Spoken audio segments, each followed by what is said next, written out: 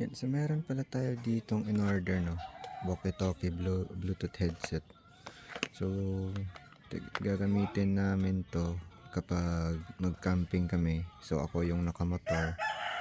Then, yung kaibigan ko yung nasa sasakyan. So, para makapag-communicate kami, dalawa. So, ito yung gagamitin namin. Kasi tinry namin gumamit ng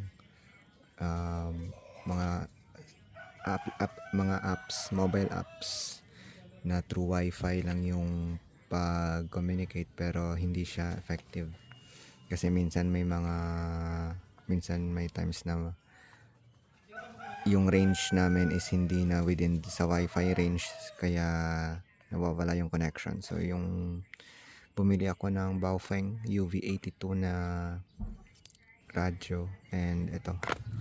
So ito yung gagamitin ko para makakonect ako sa yung Freedcon ko na intercom is dito magko-connect. Ito yung gagamitin para mag-connect sa radyo. So buksan natin to. Yan, meron naman siyang manual. Pero meron siyang dedicated kasi na na headset. Ito, yung headset or yung yan headset kasi meron siyang mic and meron siyang earpiece. Pero mangyayari is instead na ito yung dito siya magko-connect, yung expected ko is yung gusto ko sana mangyari is sa may Freedcon ko siya mag-connect. So try natin if gagana siya. Then ito yung kinoconnect sa radyo sa walkie-talkie. Okay. Sinacharge siya via Type-C rin siya. And meron siyang power button dito. Astig. So ito yung device, yung Bluetooth device mismo. And then ito yung sa push to talk. So pag pinindot mo to, ang expectation is mag-i-enable yung push to talk. Sige nga, try na nga natin to. Then ito strap siya. I think ito lalagay dito sa handlebar ata to. Meron din siyang battery 5 volts 300 milliamp hours. So I think naka-cell siguro to na battery, no? Cell type siya na battery. Wait. Ito siguro yung nilalagyan ng battery. Meron ditong parang opening. I think kailangan lang tong buksan. Tingnan nga natin kung mabubuksan natin to. Ito, meron dito USB Type-C charge port. So rechargeable din pala to. Amazing. So try natin. Tapos ito yung headset pero hindi natin to gagamitin. Yung sa helmet natin na Freedcon yung gagamitin natin. Try kunin ko muna yung Baofeng UV82. Yan. So hopefully merong charge to, no? Pag wala, kailangan natin siyang i-charge pa. Sige. So ito yung Baofeng UV82 natin. Buksan ko muna to. Yan. So dito siya ipa-plug. Tama, no? Ganito siya. Yan. Long press multifunction button. So yung multifunction button natin is ito siya kasi ito siya. Yan, multifunction button. So gana siya. Turn on lang natin to.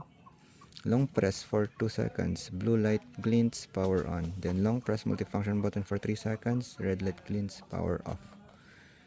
Okay, sige, try natin.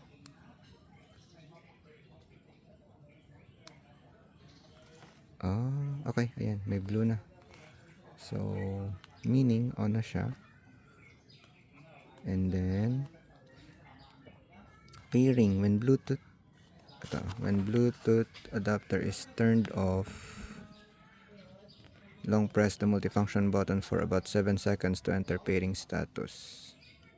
So, ito yung Bluetooth adapter natin. Kailangan lang natin siyang, wait lang, off natin muna. Kasi dapat, ito yung pag turn on. Tapos, yung pag turn off is long press for 3 seconds. Dapat mag-red siya. Ayan. Okay, nag-red na siya. Tapos, kung gusto mo siyang mag-perform ng pairing status or pairing mode, kailangan natin siyang i-long press for about 7 seconds. So, tapos ito, put the wireless PTT key and the Bluetooth adapter together. So, ito yung Freedcon natin na intercom. So, try natin to muna dito. So, una is Bluetooth adapter is turned off. Long press multifunction button for about 7 seconds. And, sige, try natin to muna. 7 seconds to enter pairing mode. Wait lang. Try ko nga muna alisin to. Yan. Unplug ko muna siya. So, 7 seconds. So, 1, 2, 3, 4, 5, 6, 7. Okay. Red and blue light glint alternately. Pero blue lang naman siya. Weird. Tapos, put together, then press natin ang PTT key button for about 1 second. Pero wala siyang red eh.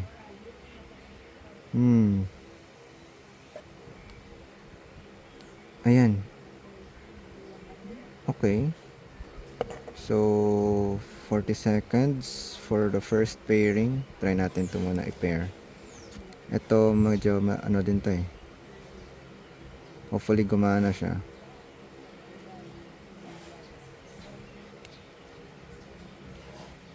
So about 40 seconds daw bago siya mag-pair.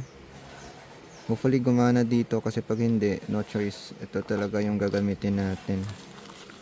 Yung ito. Yung headset na dala niya. Red and blue lights. When the alternate red and blue disappears and only blue light glints, it means the Bluetooth earpiece is paired with Bluetooth adapter successfully. Yun lang, pero blue lang siya eh. Try ko nga siya ikabit sa sa helmet para marinig ko kung ano yung output nito. Ayan, so nilong press ko siya ng mga about 8 to 9 seconds. Ayun, connected na siya. Narinig ko na yung connected dito sa ano natin, sa intercom natin. Amazing. So mga hindi siya dapat 7 seconds, mga around 8-9 seconds para gumana siya. So yun, connected na to dito sa ating intercom kasi narinig ko dito sa helmet na nag-connected na siya. Ayan. Tapos, kabit natin to dito sa ating Baofeng UV82. Ayan, connected na siya. Tapos, pandarin natin. Ayan, narinig ko na. Astig. So, yan. Naririnig ko yung nasa, nasa intercom natin. Teka. So, ayan. Hindi ko sure kung try ko ay lagay yung phone banda sa sa helmet. Ayan, ito yung helmet. Lagay ko dito yung helmet banda sa phone. Hindi ko sure kung maririnig niya yung yung na output sa headset ng ating intercom sa helmet. Ayan. Menu. Yan, rinig ko nga kahit dito. Yun siya. Very nice. Amazing. So, try ko siya ikabit sa, try ko siya ilagay sa, i-connect. Gamit tayo ulit ng isa pang Baofeng na UV82. Try natin if nagumagana yung kanyang output. Yung input and output. Yan. So, ito yung isa nating Baofeng UV82 din. Channel mode. And Yan, nasa 462, 562 tayo ngayon. And same din dito, 462, 562 din dito. And then, try ko muna mag-push, dito, push to talk dito. So, ito, hello. Hello. Hello, hello, hello. Try ko at taasan yung volume. Yan, naririnig ko siya. Hello. Hello, hello, hello. Pero mahina, no? Wait lang. Try ko yung volume mismo ng ano natin. Increase yung volume ng ating intercom. Hello. Hello. Hello. Hello. Hello. Hello. Hello. Medyo mahina, no? Hello. Hello. Hello. Hello. Hello. Ayan, may feedback. Yan, pero na-increase ko na yung volume sa intercom natin. Wait lang ah. Yung ito. Yan. Ayan siya. So, volume lang. Pataasan mo lang volume. Para tumaas yung ano niya. Yung naririnig na, yung volume. Ma-increase yung volume niya. So, try natin ulit. Hello. Hello. Hello. Hello. Mic test, mic test. So yan, gumagana na yung ating setup ngayon. So kapag ito yung PTT. So kapag ito pinindot natin, magpo-push to talk siya. Hello. Hello. Hello. Hello. Hello. Hello. Hello. Hello. Hello. Hello. Hello. Hello. Ayan. Hello. Hello. Hello. Hello. Hello. May feedback. May feedback lang kasi malapit yung mic ng headset ng helmet ko dito sa ating Baofeng na UV82. Hello. Hello. Hello. Hello. Pero meron times na hindi maganda yung niya, no? Yung pasok niya. Hello. Yan, no? Parang may delay or something. Hello. Hello. Up. Hello. Hello. Okay. Tapos, may na-discover ako na feature na kapag pinindot mo ulit ito, parang na siya. Yan, Vox or Voice Activated Transmit or Voice Operated Exchange. So, yung Vox is, di mo na kailangan magpindot ng PTT para makapag-transmit ka ng audio. So, ito ata yun. Pinindot ko kanina. Yan. So, pag pula siya, always on. Kapag may narinig siya na noise or any na nanggagaling sa mic, automatic transmit siya. Pero pag in-on natin, press mo lang once. Yan, pag nawala yung light, automatic naka-on yung PTT. And then pag pinindot natin ulit to once, yan, nag-red siya, meaning naka-on yung VOX or Voice Operated Exchange. Yan, so always on transmit niya. Yan. So ito, hello, hello, hello, hello, hello, hello. Yan, so gumagana yung PTT. Pero for some reason sa first na press, parang hindi niya natatransmit kaagad yung audio. Hello. Yan o. Hello. Hello, hello, hello. So, I'm not sure why, pero ganun yung niya, yung behavior niya ngayon.